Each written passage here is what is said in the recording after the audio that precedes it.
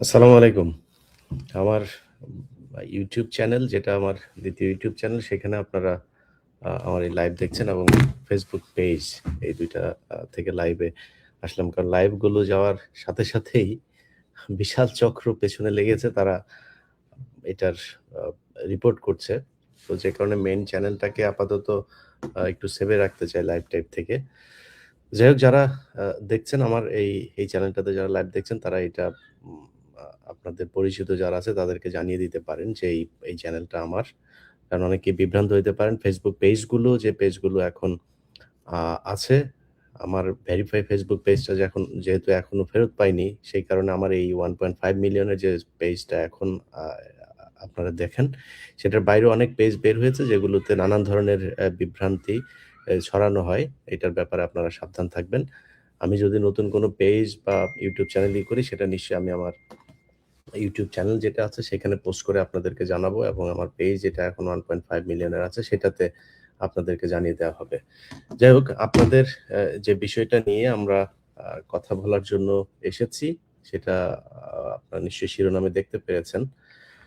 আ বিষয় হলো যে আ ১ম প্রথমত সবশেষ যে বিষয়টা নিয়ে আমাদের বিতর্কের তৈরি হয়েছে যে আ বিসিবির পরিচালক জনাব নাজমুল হোসেন ভাই উনি একটা বক্তব্য দিয়েছেন। যে বক্তব্যে উনি বলেছেন যে, "ক্রিকেটাররা কিছুই করতে পারে না। তাদের পেছনে খরচ করা হয়। এইটার পর থেকেই তারা সবাই মোটামুটি এক হয়ে আর ইন্ডিয়ার পয়সা পাওয়া মিডিয়াগুলো তো আছেই। তারা একটা নতুন সুযোগ পেয়েছে বোর্ডের বিরুদ্ধে কথা বলার।" প্রথমত হচ্ছে নাজমুল হোসেন উনি বোর্ডের অ্যা বিসিবির প্রেসিডেন্ট না। উনি বিসিবির কোনো আনুষ্ঠানিক কোনো বক্তব্য, উনার এই বক্তব্য এটা না। দ্বিতীয়ত হচ্ছে উনাকে এই ক্রিকেটাররা উনি ১ম যেই কথাটা বলেছিলেন যে, "ভারতের দালাল তামিম ইকবাল।" এই কথাটা বলার পর থেকে উনার বিরুদ্ধে ক্রিকেটাররা সবাই বলব না, একটা অংশ যাদের এই যে সবচেয়ে বেশি ফালাফালি করে যেটা মিঠুন। এটার টেস্টের গড় হচ্ছে ১৮ আর টি-টোয়েন্টির গড় হচ্ছে গিয়ে ১০। এই বিশাল এক মানে পৃথিবীর সবচাইতে বিশ্বমানের এক অলরাউন্ডার প্লেয়ার তিনি। তিনি ব্যাপক উত্তেজনা দেখিয়েছেন। হুম? উত্তেজনা দেখায় কাপড়-চোপড় বিছনা-টিছনা নষ্ট করে ফেলার অবস্থা। উনার উত্তেজনা দেইখা আর সারাদিন উনি খালি এইটা চায়, ওইটা চায়, এটা করা যাবে না। এরে বেটা ভারতে যদি বাংলাদেশ খেলতে যায়, তোরে নিবে খেলতে? তুই কি প্লেয়ারের একাদশে আছিস? তোর এত মাথা ব্যাথা কেন? এখন এরা সবাই মিলে নাজমুল ভাইকে যেভাবে অ্যাটাক করেছেন, নাজমুল ভাই ওই জায়গা থেকে তিনি দাঁড়িয়ে থেকে তার তো খারাপ লাগতেই পারে। তিনি তো প্রতিক্রিয়া জানাইতেই পারেন। তিনাকে চারিদিক থেকে যেভাবে চেপে ধরা হয়েছে সেটার প্রতিক্রিয়া তিনি জানিয়েছেন। এখন বলতে পারেন যে একজন বিসিবির বোর্ড পরিচালক তিনি তো ক্রিকেটারদেরই অভিভাবক। তিনি কি এটা বলতে পারেন কিনা? হ্যাঁ, ক্রিকেটের অভিভাবক হয়ে তিনি তাদেরকে শাসনও করতে পারেন, আদরও করতে পারেন, সবই করতে পারেন। কিন্তু যেই কথাটা মানে বিসিবির পরিচালক, উনি আজকে আছেন, কালকে নাই, গতকাল ছিল না, আগামীকাল থাকবেন না। উনার মুখ থেকে কেন বলতে হবে এটা? আপনি ক্রিকেটার, আপনার তো দেশের প্রতি বুকের মধ্যে হাত দিয়া তারপরে ওই যে রবীন্দ্রনাথের চুরি করা গানটা গান। তো এই আপনি যেভাবে ভাব দেখান আপনি বিশাল দেশপ্রেমিক। ইন্ডিয়া যখন মুস্তাফিজকে বের করল, কয়জন ক্রিকেটার এটাকে নিয়ে ভারতের বিরুদ্ধে কথা বলেছেন? কয়জন ক্রিকেটার এই তামিম যিনি কিনা এত দেশপ্রেম দেখাইতে আসলেন, তিনি প্রতিবাদ করেছেন ভারতের এটা? করেন নাই। এখন উনাদের মূল কি চাহিদাটা কি? চাহিদাটা হচ্ছে উনারা খেলতে যাবেন। খেলতে গেলে কি হবে? খেলতে গেলে টাকা-পয়সা পাবে। না খেললেই তো ম্যাচের ফিটা পাবেন না। আর তামিম ইকবাল তারপরে এই যে আজকে বাংলা এডিশনে একটা আ করা হয়েছে আপনার খালেদ মাহমুদ সুজন। তার যে ২,৫৮ না ৫৭ লাখ টাকার যেই চুরি করা, এইটার প্রতিবেদনটা দেখানো হয়েছে। সেখানে বিসিবির নথি দেখানো হয়েছে। তো এই চোরেরা এদেরকে টাকা-পয়সা দিয়া তারপরে ভারত পালে। পাইলে তারপর যখন তাদের সুযোগ সুবিধা মতো এরকম কিছু আপনার সুশীলও আছে দেখবেন। এসব সুশীলরা আপনি ভারতে যখন গরুর মাংস খাওয়ার কারণে একটা মুসলমানকে পিটায় মেরে ফেলা হয়, কোনো সমস্যা হয় না। কিন্তু উনাদের সমস্যাটা কোথায়? সমস্যা দেখবেন বাংলাদেশে যদি নাকি কোনো আওয়ামী লীগ করে, কাউকে যদি নাকি কারোর উপর কোনো অত্যাচার হয়, তিনি যদি হিন্দু হয়ে থাকেন, তখন উনারা সংখ্যালঘু নির্যাতনে চলে আসেন। অথচ এই সংখ্যালঘু পরিচয়ে গেল 15 বছর বাংলাদেশের আলেমদের উপরে, মুসলমানদের উপরে কি পরিমাণে নির্যাতন হয়েছে।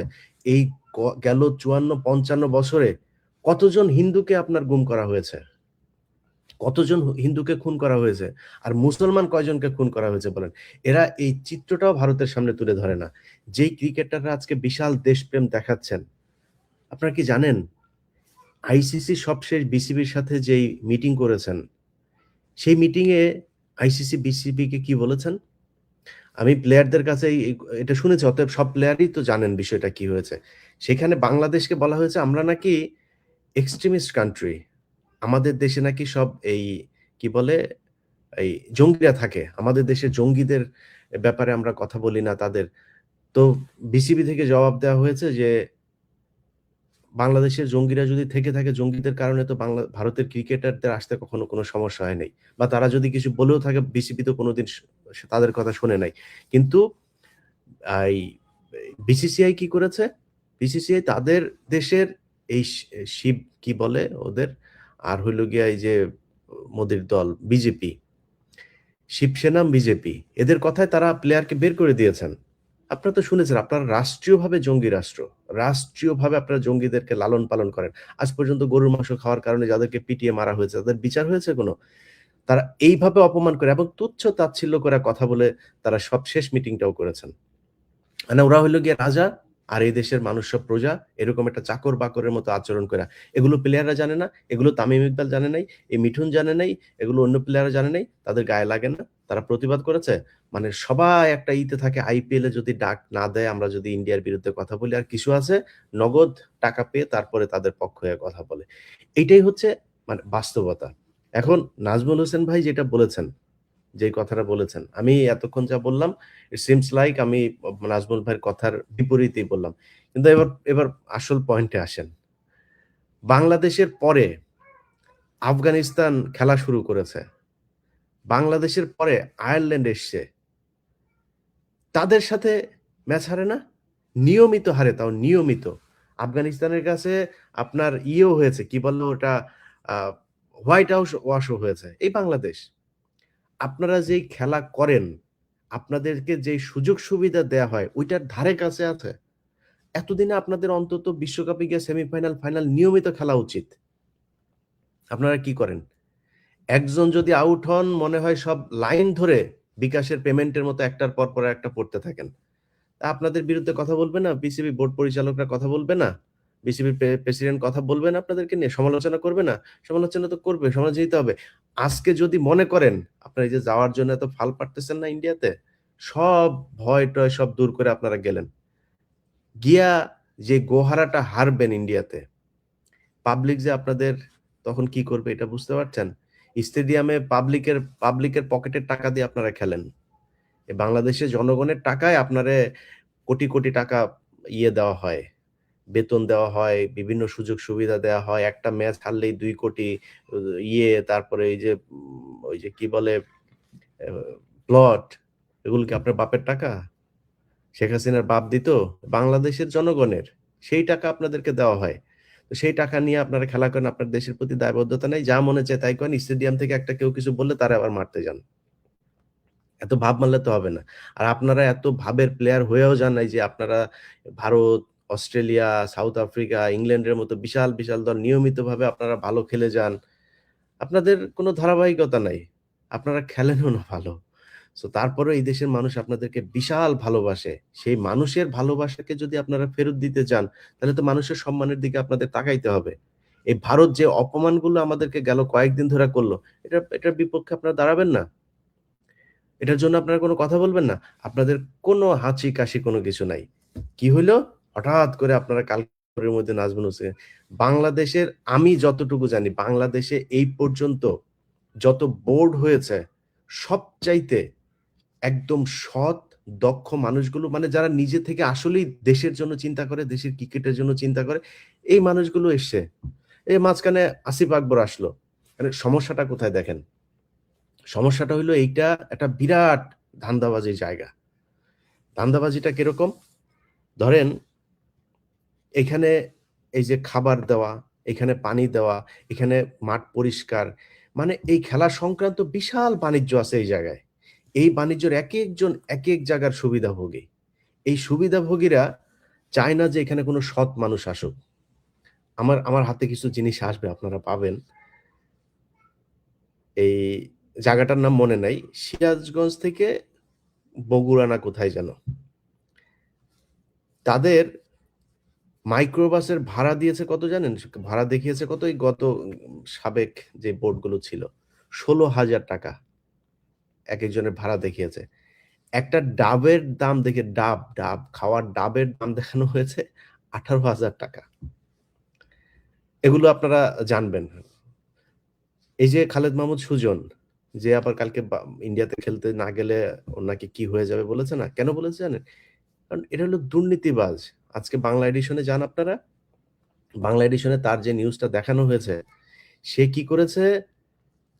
বোর্ডের পরিচালকরা, এটা আমি নিজেও জানতাম না। বোর্ডের পরিচালকদের কিন্তু কোনো বাড়তি কোনো বেতন ভাতা কোনো কিছু নাই। তাদের খেলাধুলার জন্য, মাঠ দেখার জন্য, বিসিবির কোনো এই প্রকল্পের জন্য তিনি এক জায়গায় যাবেন, মনে করেন বান্দরবন যাবেন। বান্দরবন গেলে বান্দরবনে সেখানে যাওয়ার পরে হোটেলে থাকা, খাওয়া, গাড়ির ভাড়া-টাড়া যেগুলো দরকার হয় এটা। এর বাইরে কোনো কিছু নাই। এখানে সবাই স্বপ্রণোদিত হয়ে দেশপ্রেম থেকে, দায়িত্ববোধ থেকে এখানে আসেন। একটা সম্মান, আরেকটা হচ্ছে দেশের জন্য কাজ করবেন, ক্রিকেটের জন্য কাজ করবেন। এইজন্য আসেন। উনি প্রতিটা ট্যুরে টোটাল আমার কাছে আসা নথি অনুযায়ী ২,৫৭,০০,০০০ আ ১৯,৮০০ কত টাকা যেন। এই যে টাকাটা উনি আত্মসাৎ করেছেন, এ টাকার জন্য উনার বিচার হওয়া উচিত তো। উনার বিচার হইতে হবে। দুদকের বিচার করা দরকার। মানে বিসিবিরও এখন উচিত উনার বিরুদ্ধে এগুলোর করা। এর আগে বোর্ডে কারা কত টাকা তছরূপ করেছেন, তাদের করা দরকার। নারী ক্রিকেটাররা এত ভালো খেলে, তাদেরকে বলাকা বাসে করে তারপরে এই যে আপনার ফুটবল টিমটারে আপনার ইয়েতে সিলেটে পাঠিয়েছে একবার বলাকা বাসে করে। টাকার অভাব নাই তো তাদের। তারা তো ঠিকই ভিআইপি হলে যায়, তারপরে বিজনেস ক্লাসে গিয়ে এরপরে 5 স্টার হোটেলে থাকে। তাদের কোনো তার উপর আবার এই মেয়েদেরকে আপনার যৌন হয়রানি করে। এটা বোর্ডের এরা করে গিয়েছে এগুলো। তো যেহেতু এগুলো করে গিয়েছে, এখন নতুন এরা এসছে। আসিফ আকবর তো ঘাটতেরা লোক। আসিফ আকবর তো মনে করেন সে তো শুনবে না। তারে যদি একটা কিছু বলা হয়, সে তো ওইটারে প্রোটেস্ট করবে। তার উপর দিয়ে আপনি মাস্তানি করে এত কিছু করতে পারবেন না। এই যে নাজমুল হোসেন, মানে 100% অনেস্ট একটা লোক। একদম 100% অনেস্ট। মানে এটার মধ্যে কোনো চিটা-টিটা কিছু নাই। কিন্তু তাদেরকে রাখা যাবে না। এইজন্য এদের পেছনে লাগা হয়েছে। আল্টিমেটাম দিয়েছে, বাবারে কালকে দুপুরের মধ্যে উনারে করে ফেলতে, নাহলে মিঠুন খেলবে না। মিঠুন যদি না খেলে, তাহলে আপনি বুঝতেছেন বাংলাদেশ ক্রিকেট বাঁচবে? এটা হলো বাংলাদেশের এই সাকিব আল হাসানের মতো বাংলাদেশের নয়নের মধ্যমণি হইলো গিয়া মিঠুন। মিঠুন সারা জীবন মনে করেন উনার কি রেকর্ড আছে? একা ১০ উইকেট নেওয়ার রেকর্ড আছে, একা ৩,০০০ রান করার, এক ম্যাচে এক ওয়ানডে ম্যাচে ৩,০০০ রান করার রেকর্ড আছে। রেকর্ডের অভাব নাই, রেকর্ডের সরাসরি। আল্টিমেটাম দেয় দুপুরের মধ্যে নাজমুল হোসেনরে করে ফেলতে হবে। নাজমুল হোসেনরে রাখলে চুরি করা যাবে না। আসিফ আকবরে রাখলে চুরি করা যাবে না। এই যে আমিনুল ইসলাম, এদেরকে রাখলে আরেকটা মানুষ আপনাদের কাছে অনুরোধ থাকবে, বোর্ডের যদি সুযোগ থাকে, মোহাম্মদ রফিক, গ্যারান্টি দিলাম, গ্যারান্টি 100% অনেস্ট একটা লোক। এরে যদি পারেন কোন জায়গায় কাজে লাগায়েন। এই ধরনের লোকগুলো থাকলে এরা চুরি করতে পারবে না। এটা হচ্ছে সমস্যা। ইন্ডিয়ার কথা শোনানো যাবে না। যদি ক্রিকেটারদের ন্যূনতম দেশপ্রেম থাকে, আমি একজন প্লেয়ারের কাছ থেকে যেটা শুনেছি, কালকে আইসিসি, আইসিসি মানে ইন্ডিয়া, ইন্ডিয়া এবং বিসিসিআই এর ওদের নিজস্ব যেটা, এরা বিসিবির কর্মকর্তাদেরকে যে পরিমাণে তুচ্ছ তাচ্ছিল্য ছোট করে কথা বলেছে, আমার দেশকে যেভাবে ছোট করে কথা বলেছে, আমরা নাকি ফান্ডামেন্টালিস্ট, এইসব করে কথা বলেছে। আমার দেশে কোন দিন এই পুরো, আমি মানে বাংলাদেশের ইতিহাসে যদি নাকি আমার একদিন দেখাইতে পারেন যে কোন হিন্দুকে কেউ কোনদিন জোর করে বলেছে যে তুই কালেমা পড়। এটার যদি কোন গ্যারান্টি দিতে পারেন, কারোর যদি বলা হয় তুই গরুর গোশত জোর করে খাওয়ানো হয়েছে। শুকরের মাংস তো আমার হারাম, ওর যেমন গরুর মাংস হারাম। তো আমারে যদি নাকি এখন বলে আ যে বাংলাদেশের কোন মানুষ কোনদিন কোন হিন্দুকে শুকরের মাংস খাওয়ার জন্য মেরেছে, আজ পর্যন্ত দেখাইতে পারবেন? কখনো এরকম হয় নাই।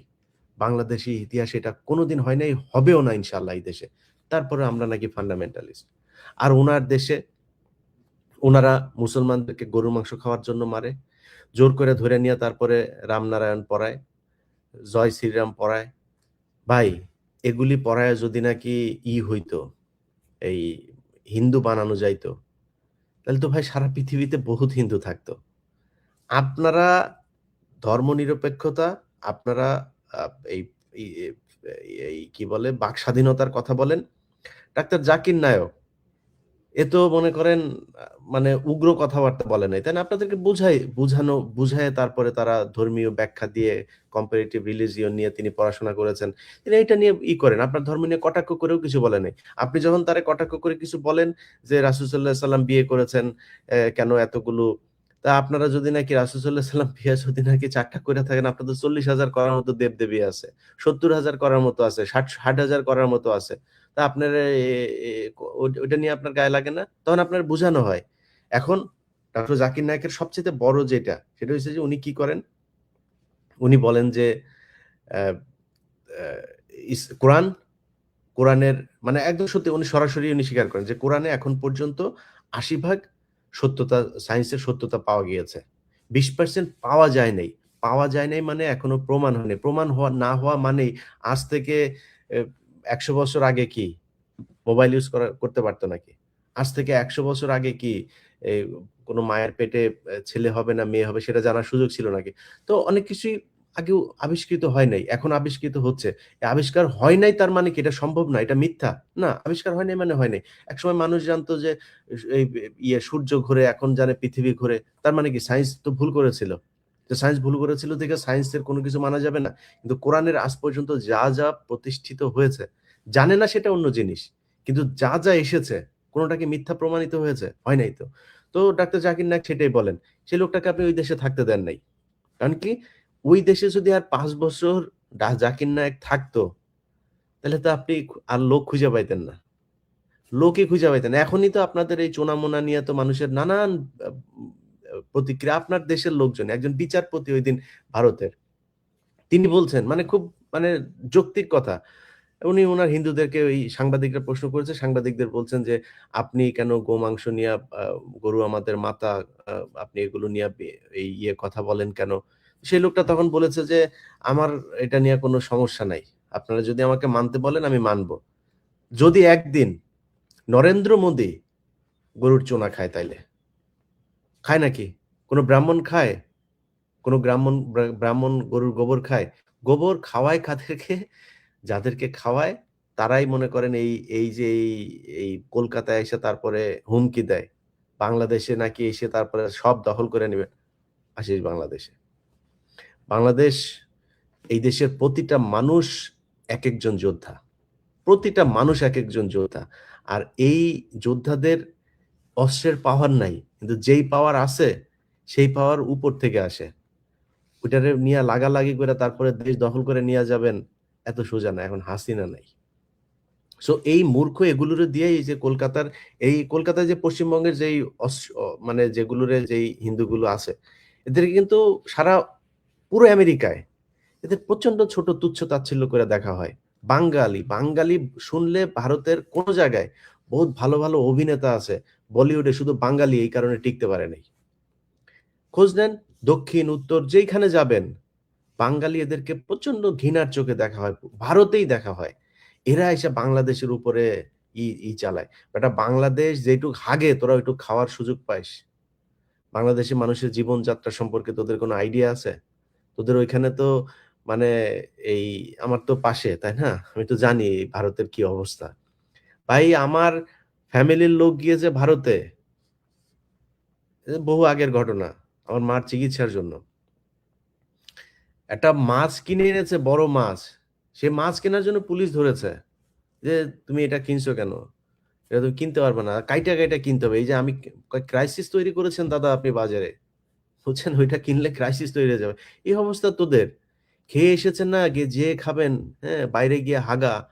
এই জাতি তোরা। তোরা এসে আমাদের সাথে এসে মাস্তানি করতে আসিস। এদেরকে কাজে লাগায়েই ব্রাহ্মণরা তাদের এই একটা ধর্ম ব্যবসা করে। বললেন তো? ভাই আপনারা ভারতের পশ্চিমবঙ্গের অনেক মানুষ আছে আমার ভিডিও দেখেন। আপনাদের কমেন্ট-টমেন্ট ইমেইল-টিমেইলে পাই। বইলেন ভাই, বেশিরভাগ যদি আমার ইমেইল যারা করে মুসলমানেরাই করে। হিন্দুরা মাঝে মধ্যে থ্রেড করে। মুসলমান ভাই, হিন্দু ভাই যারা দেখেন আমার ভিডিও, আপনারা একটু বইলেন আপনার পাশের ব্রাহ্মণরে একটু যায়া বলেন একটু গরুর চোনা খাইতে। আপনি তো খান, আমার কোনো সমস্যা নেই। এটা আপনার ধর্ম অ্যালাও করলে আমার কোনো সমস্যা নেই। আপনি গরুর চুনা খাবেন, আপনাকে আপনার ধর্ম সেই অধিকার দিয়েছে। আমার ধর্ম আমাকে অধিকার দিয়েছে গরুর গোশত খাবার। আমার আমার ধর্ম আমাকে বলেছে যে গরুর চুনা যদি তোমার গায়ে লাগে তুমি নাপাক হবা। তোমার পাক হয়ে তারপরে ইবাদত করতে হবে। এটা আমার ধর্ম। এখন আমার ধর্ম আমি মানবো, আপনার ধর্ম আপনি মানেন। কোন সমস্যা নেই। আপনার ব্রাহ্মণরে যায়া বইলেন যে, "ভাই একটু গরুর চুনা খাও, একটু গোবর খাও। এটা তো অনেক ভিটামিন তো গরুর গোবরে তো অনেক ভিটামিন। একটু খাইতে বললেন।" তাইলে আমরা বুঝবো যে হ্যাঁ, ঠিক আছে। মানে আপনারা বুঝবেন যে না ঠিক আছে তাইলে এটা উনারা আমার গুরুজনেরা যা বলে তাইলে এটা ঠিকই আছে। এই ব্যবসায়ের এই যে অস্ত্র হিসাবে আপনারা কাজে লাগেন সারা জীবন এই অচ্যুত হয়েই থাকতে হবে। আর এই কলকাতায় বসা তারপরে ভারতরে হুমকি দিতে পারবেন। এর বাইরে আর কোন কিছু পারবেন না। যাই হোক, আমরা যে বিষয় নিয়ে আলোচনা থেকে অনেক দূরে চলে গিয়েছে।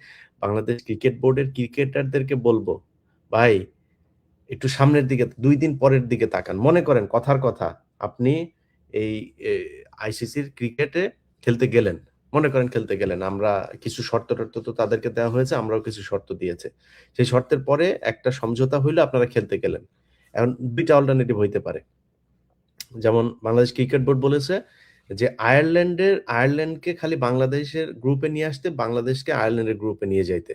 অর্থাৎ আয়ারল্যান্ডের ম্যাচগুলো সব শ্রীলঙ্কাতে। তাইলেই সবকিছু সমাধান হয়ে গেল। আচ্ছা আরেকটা বিষয় বলে রাখি। বোর্ডের সাথে কালকে আইসিসির মিটিং এর একটা গুরুত্বপূর্ণ জিনিস। বোর্ড বলেছে যে, তোমরা আমাদেরকে নিরাপত্তা দিতে পারবা কিনা?" তারা বলেছে, "এটা আমাদের দায়িত্ব না।" তোমার দেশে খেলতে যাবে, তুমি এটার দায়িত্ব না। তার মানে ওরা একটা ঘটনা ঘটানোর বাংলাদেশ ক্রিকেটকে আরো ৩০ বছর পিছায় নেয়ার জন্য একটা পরিকল্পনা ওদের আছে। ওরা বলবে, "একটা হামলা হয়েছে তো কি হইল? হতেই পারে। উনারা তো যত কিছুই করুক উনারা জঙ্গি না। মুসলমান কোন দেশে কিছু করলেই সেটা জঙ্গি। এখন উনারা করে ফেলতে পারে, উনারা দিবেন না।" তো বোর্ডের যেটা যে আয়ারল্যান্ডকে যদি এই গ্রুপে দেয়া হয়, এই গ্রুপ থেকে যদি বাংলাদেশকে আয়ারল্যান্ডের গ্রুপে দেয়া হয়, তাহলে ক্রিকেটের পুরো ম্যাচগুলো আমাদের হবে শ্রীলঙ্কাতে। সমস্যা কি? করেন। আইসিসি মানেই তো BCCI, Indian cricket league board. তো ইন্ডিয়ান ক্রিকেট বোর্ড এটা বললেই হয়ে যায়। আর এটা তো খুব যৌক্তিক বিষয়। আপনারা নিজেরাই বলেছেন যে আপনার দেশে নিরাপত্তা ঝুঁকি আছে। প্লেয়ারদের আপনি নিরাপত্তা দিতে পারবেন। তো আমার প্লেয়াররা কেন যাবে? আর আমার প্লেয়াররা কেন যারা যাইতে চাচ্ছে, প্রশ্নটা হইলো এখন তাদেরকে নিয়া। তারা এইটা নিয়ে কোন কোয়েশ্চেন করে না যে ভারত আমাদেরকে কেন দিবে না? কিন্তু উনাদের এর আগে পাকিস্তানের সমস্যা ছিল না। পাকিস্তান রাষ্ট্রীয়ভাবে বলেছে আমরা আমরা গ্যারান্টি দিচ্ছি তোমাদের জন্য ১২ স্তরের নিরাপত্তা দিতে চেয়েছে। যায় নাই। এই বাংলাদেশ ক্রিকেট বোর্ডই যায় নাই। তখন যান নাই কেন? এই ক্রিকেটারদের ভেতরে কেউ এটার বিরোধিতা করেছে। পাপন নিজে স্বয়ং যেতে চেয়েছে। তারপরে উনারা যান নাই। তো আপনারা কেন করেন নাই তখন? এখন আপনাদের খুব যাওয়ার জন্য পারাপারি শুরু করেছেন। এই সবকিছু হইছে ভারতের যেই পয়দা করা, ৭১ এ পয়দা করা যেগুলো, এগুলোর মাধ্যমে যে নতুন যে প্রজন্ম তৈরি করেছে পয়সার মাধ্যমে, এগুলোরে দিয়ে আমাদেরকে এই ন্যারেটিভ তারা তৈরি করতে চায়। যাই হোক, ক্রিকেট বোর্ডের চেয়ারম্যান সহ পরিচালক আপনাদের সাথে এই দেশের মানুষ আছে। আপনাদের যেই সিদ্ধান্ত নিয়েছেন, এই সিদ্ধান্তের সাথে বাংলাদেশের মানুষ এক একাত্মতা ঘোষণা করেছে। এরপরেও যদি কোনো পরিস্থিতিতে কোনো হিসাব-নিকাশ মিলে গেলে যদি ভারতে যাওয়াই হয় বা শ্রীলঙ্কাতে গিয়ে খেলা হয়, অর্থাৎ এই বিশ্বকাপে যদি বাংলাদেশ দল পার্টিসিপেট করে, এই ২ দিন পরে বাংলাদেশ ক্রিকেটাররা মাথায় রাখেন কিন্তু। আপনারা খেলা করছেন সেই ৯৭ সাল থেকে, মানে বিশ্বকাপে। আর সেই ৯৭ এর আগে আরো কত বছর আপনাদের পেছনে টাকা-পয়সা ঢেলেছে। ৯৭ থেকে এদিকে হইলো গিয়া ২৬ বছর, ওইদিকে ৩ বছর, ২৯ বছর, ৩০ বছর, ৩ দশক আপনারা খেলা করছেন। ১ম রাউন্ড থেকে বের হইলে কিন্তু দেশে ঢোকার সময় কিন্তু পাবলিক আদর আপ্যায়ন করবে। এটা কিন্তু মাথায় রাইখেন। সো বাংলাদেশের মানুষের আবেগ নিয়ে খেলা না কইরা ক্রিকেট খেলেন, ভালো খেলেন, বাংলাদেশের সম্মানের জন্য কথা বলেন। যেইটা করলে দেশের সম্মান থাকবে। শুধু নিজের পকেট ভরার জন্য খেলবেন, আপনারা কেউ কিছু বলতে হয় না। আপনি পারলে ক্রিকেটার হয়ে গেছেন দেইখা মাঠের একজন এই দর্শক আপনারে কিছু বললে আপনার গায়ে লেগে যাবে। তারে ব্যাট ছুঁড়া মারবেন, ক্যাপ ছুঁড়া মারবেন, লাথি মারবেন, ঘুষি মারবেন। এটা করা যাবে না। এখান থেকে বের হয়ে আসতে হবে। কারণ এই দেশের মানুষের টাকায় আপনি চলেন।